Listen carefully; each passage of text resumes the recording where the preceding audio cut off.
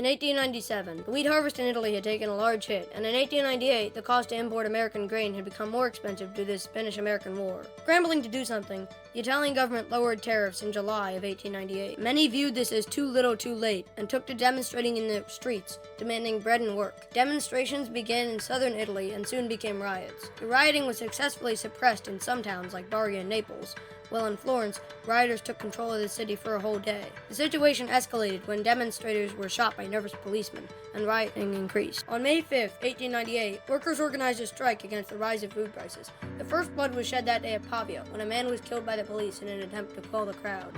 The next day, workers went on strike and spread leaflets denouncing the events of the previous day. Riots broke out and 2 were shot and killed. The government declared a state of emergency in Lombardy. General Fiorenzo Bava Beccaris was ordered to Milan and brought 45,000 troops. On May 7th, 60,000 people went on strike, moving from the outskirts of the city towards downtown Milan. Bava Beccaris deployed his troops to the city center, determined to stop the strikers and retake the downtown area and central railway station.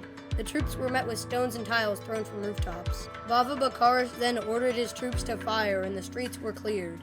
That day, according to the most conservative estimates, 80 civilians and 2 soldiers died, and 450 were wounded. The opposition claimed 400 civilian deaths and more than 2,000 wounded. After the massacre and riots, 1,500 civilians were sentenced in military tribunals analysts deemed a travesty of justice and a mockery of legal procedure. The press and opposition groups were suppressed or dissolved. General Bava Beccaris was awarded the Medal of the Great Cross of the Order of Savoy. The overreaction by the military led to the demise of the Prime Minister and his government. The new Prime Minister introduced a new law outlawing strikes by state employees, giving the government more power to suppress dissent and tightening control of the press, but the law was successfully obstructed by the socialist opposition.